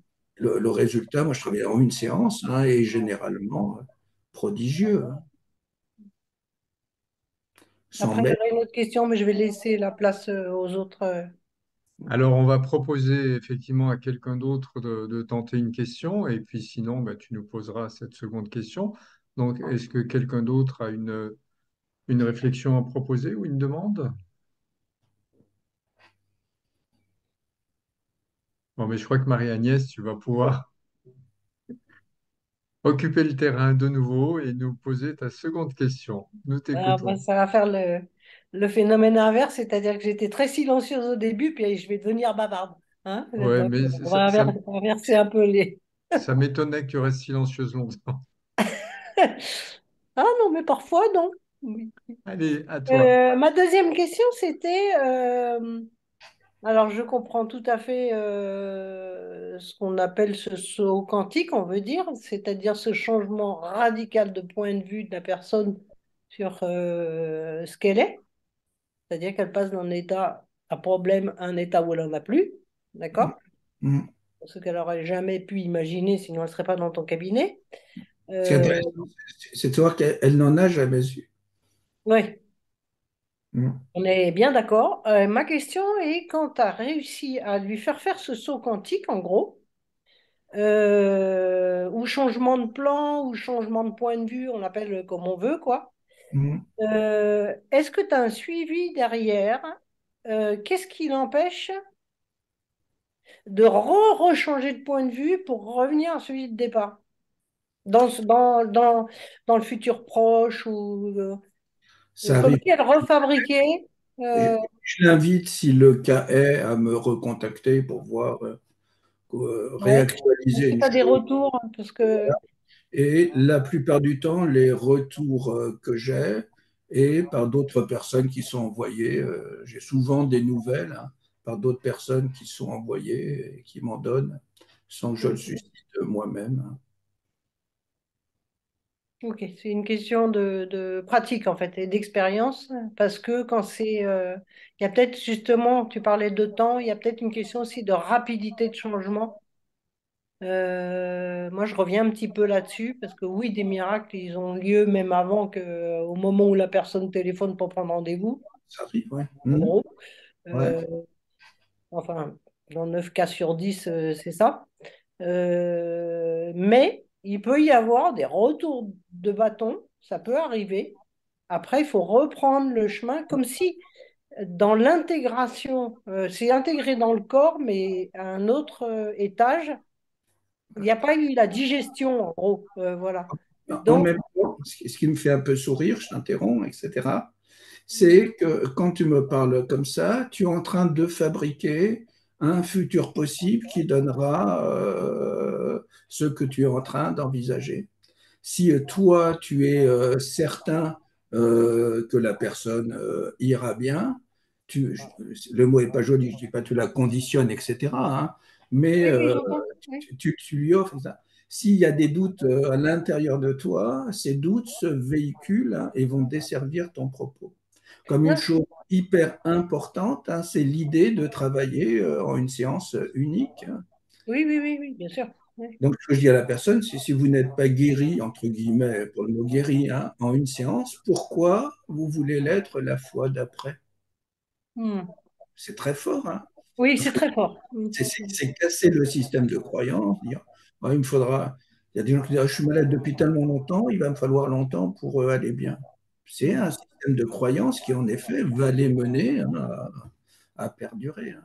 Donc, Hmm. déjà, amener ce premier changement interne offre ce mécanisme de possibilité complètement salvateur déjà. Hmm. Hmm. Ben, merci. Tout ce qui est à l'intérieur de toi, toi, mais si tu as des doutes, etc., mais c'est intéressant de les entendre, hein, tu Non, les non. communiques, hein, et tu balises, hein, ce que va être la personne Non, non, après. non, c'est juste un retour d'expérience. Après, enfin, la Oui, oui. troisième année où j'ai pratiqué, etc., voilà, j'ai eu la surprise de ça, donc j'ai cherché comment ça pouvait être possible. Parce que moi, j'avais aucun doute. Enfin, voilà, j'étais comme toi. Hmm. Mais ça existait. Donc, Ça peut exister, tu n'as pas 100%, etc. oui, Mais voilà. en pourcentage, c'est incroyable, hein, le nombre de gens pour qui Oui, oui, ça. oui, bien sûr, bien sûr. Et, hmm. C'est quand même, c'est une question qui est peu fréquemment abordée, effectivement, dans la thérapie. C'est la séance qui a l'air de fonctionner, qui fonctionne pendant un certain temps, et puis qui se dégrade après quelques temps. C'est toujours possible. Je crois que tout hypno, tout thérapeute a vécu ce genre de situation. C'est que peut-être tout n'a pas été amené dans la séance et que certains points qui n'ont pas été évacués sont remontés et se refont jour afin de demander une résolution complète. Mm. Je ne suis pas d'accord avec ce discours, mais ça fait rien. Mais Et, vas-y, on est là pour en parler. non, bah, parce que je sens pertinemment qu'il est à l'intérieur de toi et qui va amener ta propre pratique, hein. Donc, il n'est pas à l'intérieur de moi. Mais c'est intéressant toujours de voir comment le plan mental, ce que j'appelle le plan mental que tu as, hein, va amener quelque chose à se produire. Comme l'idée que tout n'est pas résolu, c'est une idée que je ne peux pas voir. Il n'y a pas plusieurs choses à résoudre, hein, tout se résout en même temps. C'est pas par strate. Mais bon, ça fait rien, mais c'est toujours intéressant, hein. C'est ce que je vois, comment le plan mental qui est en toi va amener ce qui va se produire après.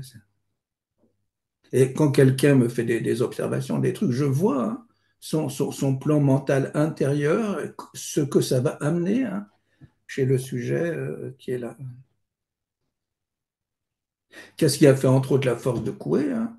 C'était l'absence de doute, hein, qu'il avait sur sa pratique, hein, et, euh, et qui menait à des résultats, mais waouh, impensables, hein. Et, bon, C'est ôter toute incertitude. C'est déjà là, c'est fait. ouais. Euh, tout est changé et c'est même plus la peine de se poser la question. On parle même plus de problème, effectivement, puisqu'on est dans un ailleurs, dans un autrement. Hmm. Est-ce que quelqu'un d'autre a une question à nous proposer?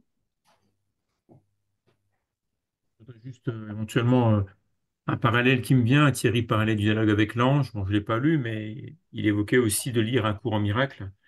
Et puis je me forme depuis quelques mois à une approche biblique.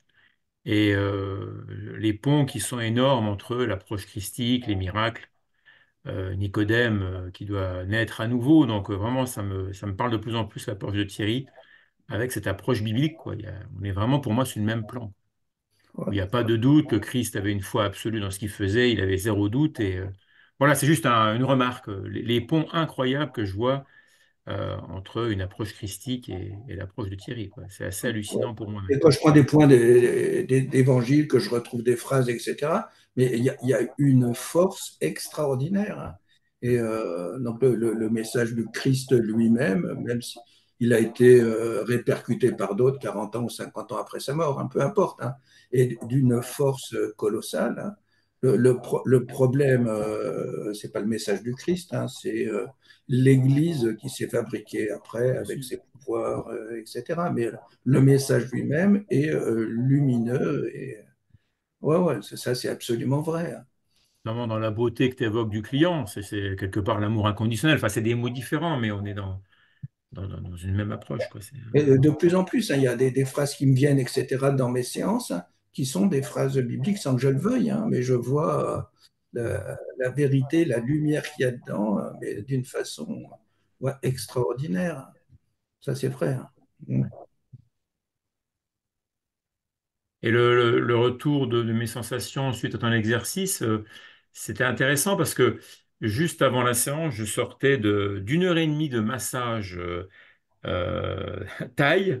Donc, j'étais déjà dans un état corporel très détendu, très lourd. Et après l'exercice, j'étais encore, mais 10 fois plus lourd. Donc, voilà, le partage, c'était une lourdeur que je ne pensais pas pouvoir atteindre sans un massage avec des petites mains d'une masseuse pendant une heure et demie.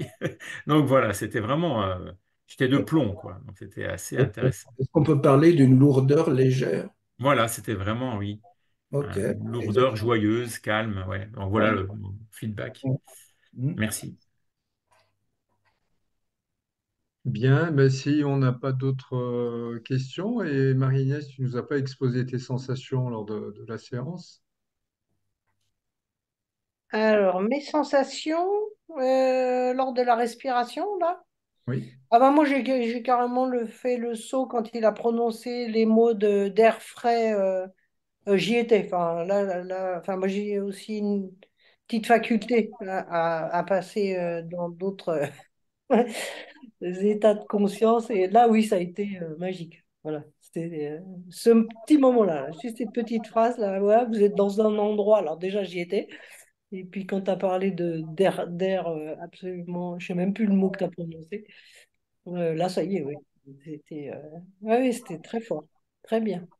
Est-ce que tu t'es senti plus sûr de toi, avec une présence plus grande en revenant, ce qui était le but? Plus joyeuse, ouais, plus légère. Ouais, plus légère peut-être. Ouais. Je sais pas Ok. comment dire. Avec plus de possibles, en tout cas. Voilà. Laurent Michaud, des sensations particulières lors de cet exercice? Il faut réactiver le micro. Merci Alain. Rien de particulier. J'ai toujours un état de fatigue assez prononcé après, hein, même si ça dure peu de temps. J'ai été dans un lieu imaginaire. Ça, c'est un petit peu pour le feedback. Et après, non, pas de changement d'état particulier entre l'avant et l'après, mais, je vais mettre un mais. C'est souvent parce que j'ai besoin de plus de temps. Et là, je trouvais, en tout cas pour moi, que c'était assez rapide. Peut-être un peu trop. Voilà. En tout cas sur Ok. l'instant, ce qui n'a rien à voir peut-être avec le futur, quoi. Et ce que ça va engendrer. Bon, merci. Céline, des sensations à décrire? Plus de lourdeur, plus de présence. Vraiment, je me suis ressentie vraiment différemment présente dans ma chaise, plus ancrée, etc. Par contre, j'ai pas réussi à faire de lien avec le passage d'un état à l'autre, comme tu décrivais au départ, passer de l'état d'élève à l'état de maître. Ça, j'ai pas réussi à faire le lien. Ça m'a pas parlé, par contre. Donc, je sais pas si tu as une réponse à apporter, Thierry, par rapport à ça, mais Non, là, c'était une petite aération, voilà, mais il faut être dans un contexte plus grand. Là, c'était que presque une vignette. Il n'y avait pas un but. Voilà. alors j'ai pas entendu ta réponse parce que je n'avais pas de son. Je disais, pour que ce soit plus agissant, tu m'entends là? Ah, ok. Il aurait fallu qu'on soit dans un laps de temps plus long, voilà, avec, soit dans un contexte, là, c'était un peu hors de propos pour donner une aération à ce qu'on faisait, hein, mais il n'y avait pas un but énormément plus grand que ça. Hmm. Alors, merci. Est-ce que Robert et Catherine ont des choses à nous exposer? Personnellement, oui, j'aurais aimé avoir aussi un peu plus de temps. Il s'est passé quand même quelque chose, je ne sais pas trop à quel niveau, mais quelque chose s'est passé. Par contre, oui, la notion, oui, maître, je ne l'ai pas trop parce que je, je- quelque part, je ne me pose ni moi maître et ne donne ce titre à personne. Donc, j'avais pas à me débarrasser de ça, quelque part. Et d'autre part, par rapport à enfin, tout ce que nous a dit ce soir, et je te remercie, c'était vraiment passionnant, et vraiment but et parole. Et ça m'a renvoyé à plein de choses. Moi, je suis plutôt branché PNL, et la PNL m'a permis d'étudier en particulier en profondeur, je peux dire, la sémantique générale de Korzybski. Donc, je pense que tu connais. Et je trouve que, par exemple, Korzybski parle aussi de pause cortico-thalamique. Il te dit qu'il faut prendre une pause, pas la respiration. Lui, il te dit de prendre une pause, de ne pas répondre tout de suite à une agression, par exemple verbale ou à quelque chose, mais de prendre une pause de 2, 3 secondes. Il appelle ça la pause cortico-thalamique. Donc ça m'a fait penser à ça, ça m'a renvoyé à ça. Autre chose aussi qu'a développé Korzybski, que je trouve est intéressant, oui, c'est ça, c'est le verbe être, c'est-à-dire éviter le verbe être, parce que c'est le verbe qui nous qualifie tout le temps, et éviter de dire je suis ceci, je suis cela, etc. C'est cette identification dont tu parles, je pense, où les gens s'identifient à leur maladie, s'identifient à leurs qualités ou à leurs défauts, etc., etc. Et se débarrasser de ça. Je pense que c'est, enfin, c'est très proche de ça, je pense, même tout à fait là-dedans. Hmm. Puisque tu parles de Korzybski, là, je vais citer une de ces phrases que j'adore, hein. Quelqu'un lui demande, la situation est désastreuse, que dois-je faire? Et sa réponse est, d'abord changer de vocabulaire. Eh oui, voilà, c'est ça, exactement. C'est c'est Eh oui, exactement ça. exactement Que ça. la personne commence à changer le vocabulaire qu'elle emploie. Eh oui, eh oui. Ouais. Ah Donc, oui, la sémantique, c'est génial. Enfin, la sémantique générale, je trouve que on se définit par le langage que c'est le l'on a. langage. Mais oui, oui, on se définit et on se finit. Et se définir, c'est se finir. C'est se C'est limiter totalement. c'est très bien dit. Bon, merci. Voilà. Mm. Mm. Merci encore. Alors, est-ce que Rachel Trébizan souhaite nous parler de ses ressentis? Oui, oui, oui. Vous m'entendez? Très bien. Oui. Ouais, super. Mm. Alors moi j'ai beaucoup aimé, donc je m'intéresse un petit peu à l'hypnose humaniste. C'était la première fois que je participais à quelque chose comme ça qui parle de l'hypnose quantique, donc je connaissais pas. Et j'ai beaucoup aimé les similitudes avec le côté justement expansion de conscience. Et par contre l'aspect, comment dire, thérapeutique est totalement différent. Et j'ai beaucoup aimé le concept de partir sur l'idée qu'il n'y a pas de problème, qu'il n'y a pas de... que tout est OK, ça me va bien. J'ai beaucoup aimé ce concept-là. Donc ouais, très intéressant. Ça m'a beaucoup plu. En ce qui concerne l'expérience, on va dire que j'étais un petit peu comme Laurent. Pour moi, il m'aurait fallu un peu plus de temps. Mais j'ai eu plus de facilité à me visualiser dans un avenir où j'étais différente, on va dire. C'était plus une futurisation euh, qui m'a, voilà, ça m'a fait plus cet aspect-là de futurisation. Donc voilà. Mais en tout cas, j'ai beaucoup apprécié cette conférence qui m'a vraiment plu. Merci beaucoup, Rachel. On va demander à Cédric Bertelli s'il a un ressenti à nous exposer. D'abord, je tiens à remercier Thierry parce que c'était une super présentation, avec laquelle je résonne beaucoup. Côté, euh, côté ressenti, que dire? J'ai aussi une facilité à partir dans ces exercices assez facilement. Donc, dès la première inspiration, je suis assez parti. Et oui, une espèce de lourdeur légère. Je pense que c'est une bonne définition qui s'est installée. Maintenant, dans le changement de maître à élève, je crois il va falloir voir un peu avec le temps. Voilà, Merci beaucoup, Cédric. avec plaisir. Euh, alors, on va continuer, Thierry, si tu souhaites faire la poursuite de ton exposé. Bah, l'exposé est fini. Alors, Euh, je peux vous faire une induction d'expansion, mais est-ce que c'est utile là? Je ne sais pas. Et, alors, on peut c'est à demander. vous de dire hein, si vous voulez cette expérience. Mais quand elle est dans la séance, c'est précédé de quelque chose et suivi d'autre chose. Mais néanmoins, si ça vous intéresse, hein, je peux Alors, vous je vois beaucoup de têtes qui bougent comme ça. Donc, je pense que si tu es d'accord, Thierry, on veut bien vivre l'expérience. Ok. Donc, avant de la faire, parce qu'après, je ne sais pas dans quel état vous serez, pour ceux que ça intéresse, hein, en juin 2024, hein, je fais une séance, je ne sais Une plus comment ça s'appelle, formation, une formation, voilà, où il y aura une partie du temps Philippe Guida, qui avait déjà fait une partie, etc. Donc voilà, pour ceux que ça intéresse, hein, ça sera sûrement la dernière formation que je donne, mais donc en juin 2024, hein, vous pourrez me rejoindre pour ceux que ça intéresse. Je mets toujours un quart d'heure avant de sortir de ces états-là, donc je bien vais pas être sûr. là, Nous, si nous Thierry est t'écoutons. d'accord. C'est Ouais, quelque bah, chose tout à l'heure qui m'a. Je me suis posé question quand je t'ai entendu le dire, Thierry. Tu disais, euh, voilà, la PNL, c'est plutôt l'objectif à atteindre, en tout cas dans ce que j'ai écrit. Et là, c'est un objectif à dissoudre.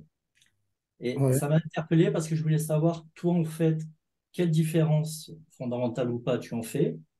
Et si oui, en quoi pour toi c'est différent? Si tu veux me répondre, bien sûr. Euh, bon, on est complètement dans l'idée de Betson, hein. C'est-à-dire s'il n'y a pas un but au départ qui nous met dans une action, Oui, rien n'est mis en marche et on ne va à nulle part, hein. Mais arriver au but qu'on s'est fixé, ça peut être un échec, toujours pareil, hein, parce qu'il y a plein de voies parallèles qui auraient pu être plus fructueuses que tu n'as pas employées. Donc, à la fois, il faut qu'il y ait un but, hein, et se détacher, hein, du but vers lequel tu vas pour t'ouvrir à des possibilités complètement nouvelles, en sachant que ce but est une façon de mettre une tension à l'intérieur de toi. C'est contraignant et complètement antagoniste, hein, avec l'idée enfin de lâcher et de s'ouvrir, d'enlever ces premières tensions, hein, D'accord, ok. à l'intérieur. D'accord. Ok, bah, je vais vous proposer cette induction qui est un peu plus qu'une induction, hein. Donc, toujours pareil, hein, vous prenez une respiration, vous fermez les yeux, vous soufflez légèrement. Vous ne faites rien d'autre que ça, hein, vous avez respiré, vous soufflez doucement.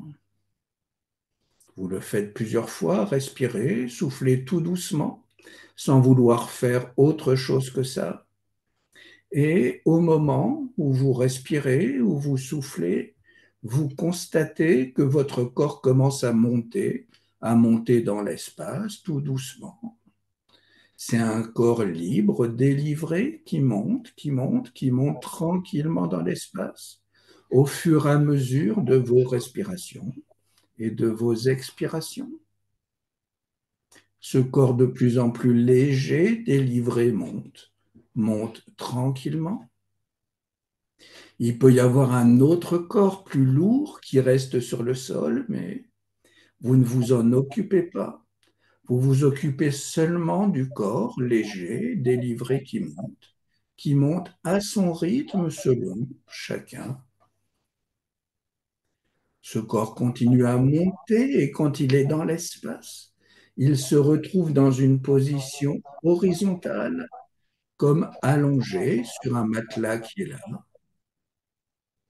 Quand ce corps est dans l'espace, allongé sur ce matelas, il va y avoir un courant bleu qui va le parcourir plusieurs fois. Ce courant bleu va le parcourir en venant des pieds jusqu'à la tête. La première fois que ce courant bleu le parcourt, le corps devient léger, encore plus léger, de plus en plus léger, comme une plume. Ce courant bleu sort par la tête et va revenir. Quand il revient une seconde fois, cette fois le corps est lourd, extrêmement lourd, de plus en plus lourd, comme du plomb qui s'enfonce dans le matelas. Waouh, le courant bleu sort, revient. Cette toute nouvelle fois, il est léger, extrêmement léger, encore plus léger que la fois d'avant. Il sort, revient. Cette fois, c'est encore lourd comme du plomb, encore du plomb plus lourd que la fois précédente. Le courant bleu sort, revient de nouveau, et cette toute nouvelle fois, vous êtes en même temps lourd et léger. Dans ce nouvel état, lourd et léger, vous sentez maintenant que votre tête et votre cou montent très très haut dans l'espace. Vos pieds, vos jambes s'enfoncent très très loin de l'autre côté, à l'intérieur de la terre. Vos bras et vos mains vont très largement sur le côté. Vous prenez tout l'espace à l'intérieur de vous et vous êtes en chaque point de cet espace. Quand vous avez pris tout l'espace à l'intérieur de vous et que vous êtes en chaque point de cet espace, vous constatez que vous n'êtes plus un objet dans l'espace. C'est votre regard qui fabrique des objets au loin, mais vous êtes délivré, vous êtes l'espace entier. Maintenant que vous avez tout l'espace à l'intérieur de vous et que vous êtes en chaque point de cet espace, vous constatez que vous êtes relié comme par un cordon ombilical à un soleil extérieur. Ce soleil va amener une lumière nouvelle maintenant. Vous brillez comme une étoile dans cet espace. Vous êtes resplendissant, lumineux. Ce soleil vous donne aussi une chaleur intérieure très confortable. Vous étincelez et vous êtes chaud dans chaque partie de votre corps qui contient tout l'espace pendant qu'en même temps vous êtes en chaque point de cet espace. À un moment, vous coupez le cordon ombilical qui vous reliait à ce soleil et ce soleil se retrouve à l'intérieur de vous, vous donnant encore plus de luminosité. Vous étincelez encore davantage et cette chaleur s'est encore développée à l'intérieur de vous. Maintenant, vous êtes comme un phare. Si des personnes se sont égarées, elles peuvent venir vers vous, vous rejoindre. Vous êtes un signal lumineux dans cette forme d'univers. Vous avez tout l'espace à l'intérieur de vous et vous êtes en chaque point de cet espace, lumineux et chaud. Et là, vous découvrez qu'il y a des ailes qui commencent à pousser dans votre dos et vous vous mettez à voler dans cet espace d'une façon facile et fluide dans un vol majestueux. Vous vous déployez avec ce vol majestueux et survolez des tas de paysages qui sont à l'intérieur de votre espace. Tout est devenu facile, fluide. Wow. Vous continuez ce vol, vous faites confiance à l'air qui soutient vos ailes. À un nouveau moment, vous constatez que ces ailes sont des ailes d'ange. Vous repliez ces ailes devant vous et à l'intérieur se retrouve l'humanité entière que vous regardez avec une nouvelle bienveillance.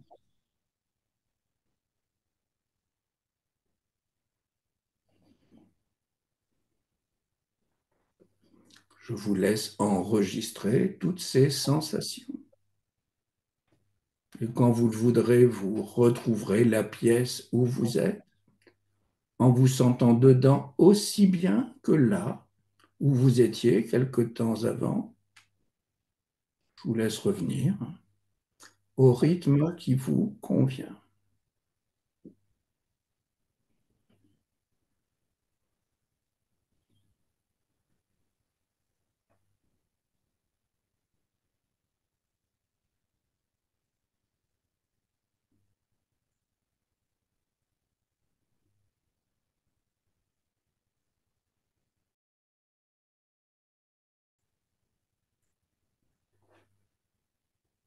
Bon, tout le monde est bien redescendu, a replié ses ailes.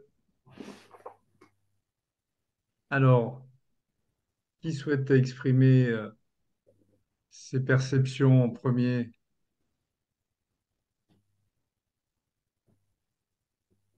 J'ai justement, et c'est une question par rapport à une résistance que j'ai.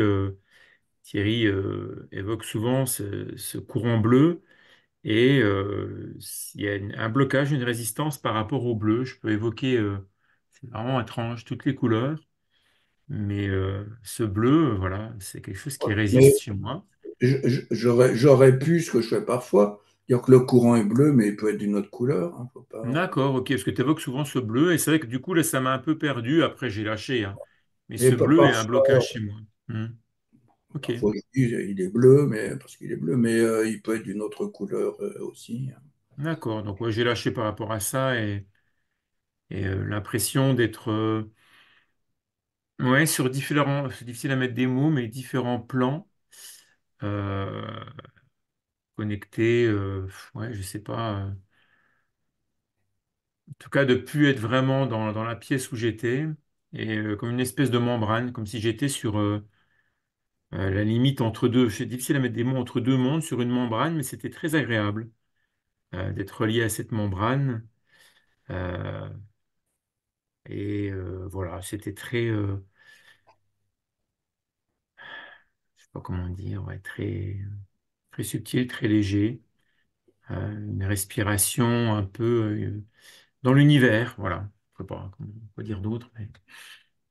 Et l'état de, j'ai plus senti l'état de maître, enfin le changement d'élève à maître dans la séance-là, ou comme si j'avais réussi à prendre plus de place dans cette séance que dans la séance d'avant, alors que dans la séance d'avant, j'étais pourtant beaucoup plus lourd et plus massif. Et là, j'avais perdu ce côté plomb, et pourtant, je me sentais plus avoir changé d'état. Ouais, d'état. C'est Donc, pas ce ne sont très pas des clair, mais séances, hein, c'est des petits exercices ouais. hors Mm. contexte. Ouais. Ok. Mais juste là, le courant bleu, cette partie est tirée d'un livre de Bernard Raquin qui s'appelle Comment sortir de votre corps. C'est exactement une induction, hein, à la sortie du corps pour ceux qui cherchent à l'être. Voilà, donc ça vient de là. Mm. D'accord.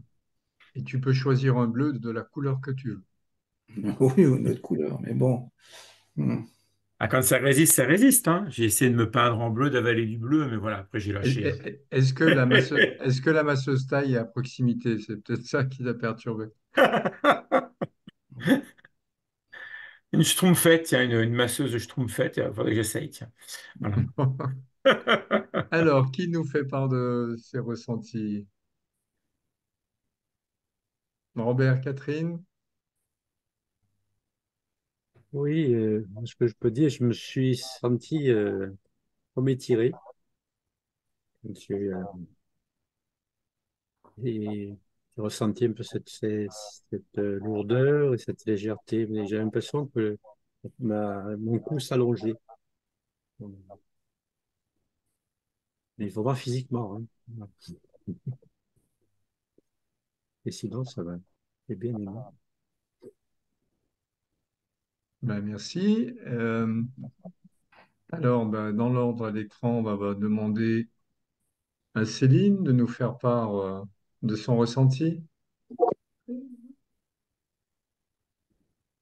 Bah alors moi complètement partie, j'étais super bien là-haut, enfin ouais je le ressentais vraiment, je me suis vue voler, les ailes déployées, j'ai vu des paysages, enfin non non chouette, super. Et ouais vraiment la sensation là au niveau de ma nuque que voilà au fur et à mesure quand tu disais que on se sentait léger et monté, c'était vraiment ça quoi, je me visualisais vraiment. Et la redescente, pareil, mais par palier. Et là, je me sens, mais j'ai l'impression de peser 150 kilos tellement je me sens lourde dans ma chaise, en fait. Donc, non, c'était chouette. Très belle expérience. Merci beaucoup. Bon, finalement, même sans masseuse taille, ça fonctionne de la même façon. Alors, Marie-Agnès, Bon, oui, moi aussi, j'ai fait une très belle expérience avec quelques petites résistances. Déjà,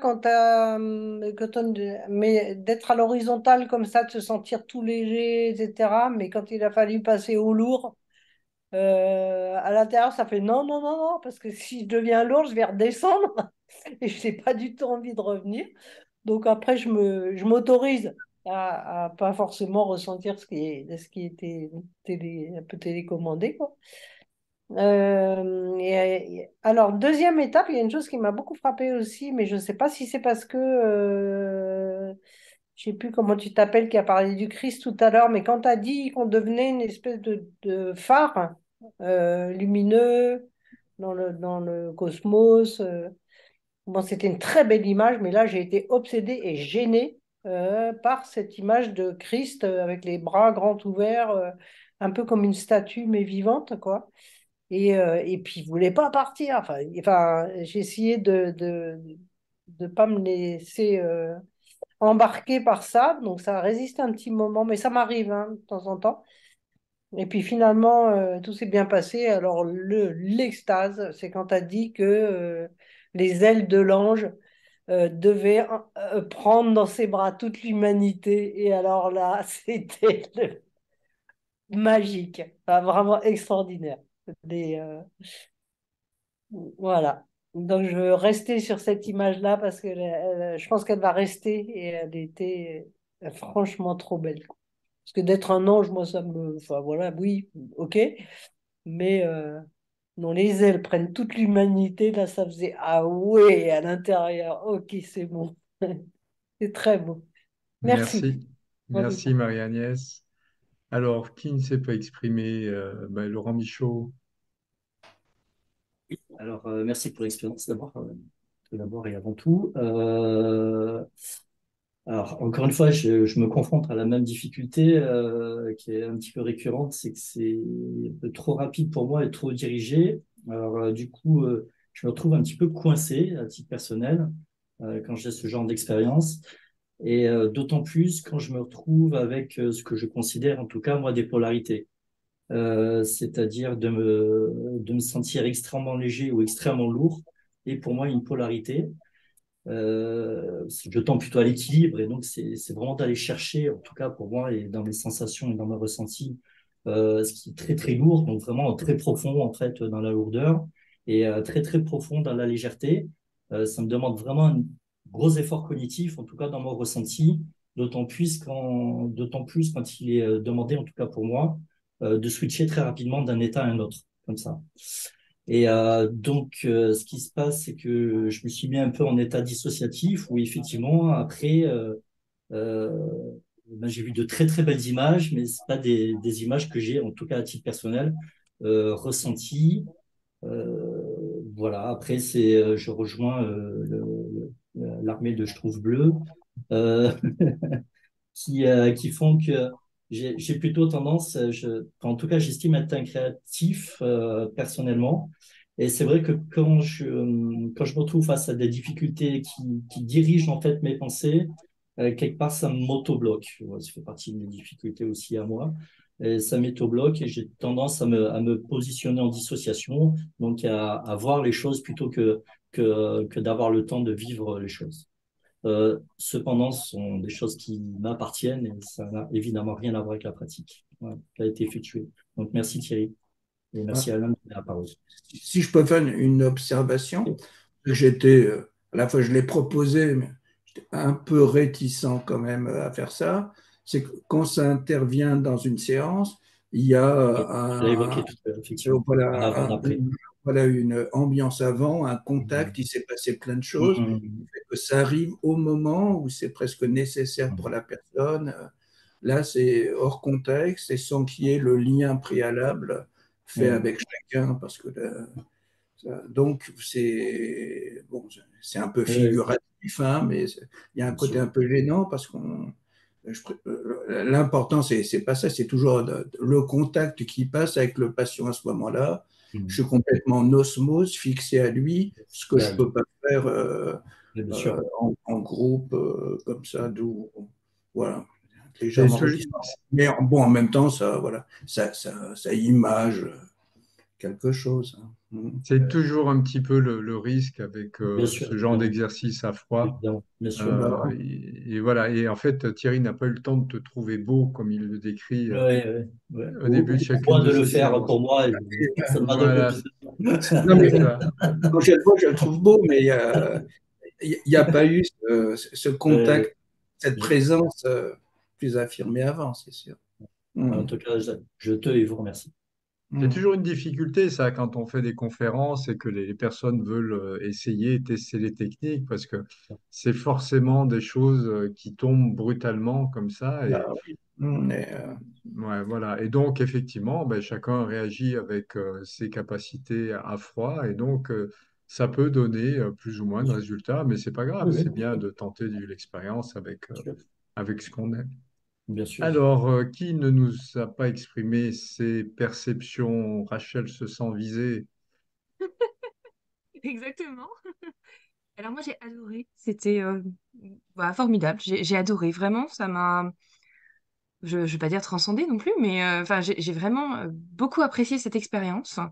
Alors effectivement le contraste lourd, léger, ça a été un peu perturbant dans le sens où j'avais un petit peu la sensation du fractionnement où ah mince on me tire d'un côté, ah non on me tire de l'autre, enfin c'était vraiment assez perturbant. Et après, en fait, je me suis rendu compte quand, je crois que c'est Marie-Agnès qui a parlé des ailes d'ange qui s'ouvraient sur l'humanité, bah, je me suis rendu compte qu'en fait, je ne suis pas arrivée jusque-là et que j'ai dû me barrer avant parce que clairement, j'étais vraiment bien, j'étais dans un état de bien-être absolu et clairement, je ne me souviens pas des ailes d'ange, je me souviens des ailes d'ange qui poussent dans mon dos et là, je me souviens plus après. Donc clairement, je pense que je me suis vraiment envolée sans aucun problème. Donc j'ai beaucoup aimé, beaucoup apprécié. Et vraiment, cette sensation de... le soleil aussi, vraiment, enfin, ça a été un bonheur absolu, quoi. Enfin, je l'ai vraiment aspiré avec plaisir, quoi. Donc Merci voilà. beaucoup. Bien. Eh bien, écoutez, est-ce que vous avez d'autres questions d'une manière plus générale avant qu'on termine cette conférence qui était passionnante? Mais si vous n'avez pas d'autres interrogations, donc on va terminer ici en vous remerciant d'avoir participé à cette soirée, de nous avoir fait partager vos ressentis, vos perceptions. bah, je remercie tous les participants. C'est toujours un plaisir d'être avec vous, hein. Voilà, bah, merci, j'ai rien d'autre à dire. Ceux qui voudraient un peu le script de ce que j'ai développé au début, hein, vous m'envoyez un message, je vous le donne sans problème. Bonne soirée à tout le monde. Merci beaucoup à tout le monde, à Thierry, à Alain. Merci beaucoup. Merci Bon, Alain, merci Philippe, Thierry. Bonne soirée à si toutes et à tu, tous. Bonne soirée à tout le si monde. tu veux nous communiquer l'adresse de la masseuse taille, Philippe, tu le mets Tiens, il a également dans dit, les commentaires. Extraordinaire. on avait Ah, Alain, pouvoir. là, oui, oui, là, ça revient en boucle. Oui, oui. Faut venir sur Nancy. Merci. Fabuleux, fabuleux. Bonne soirée à tout le monde. Au Allez, bonne revoir. soirée. Merci Allez, encore. bonne soirée.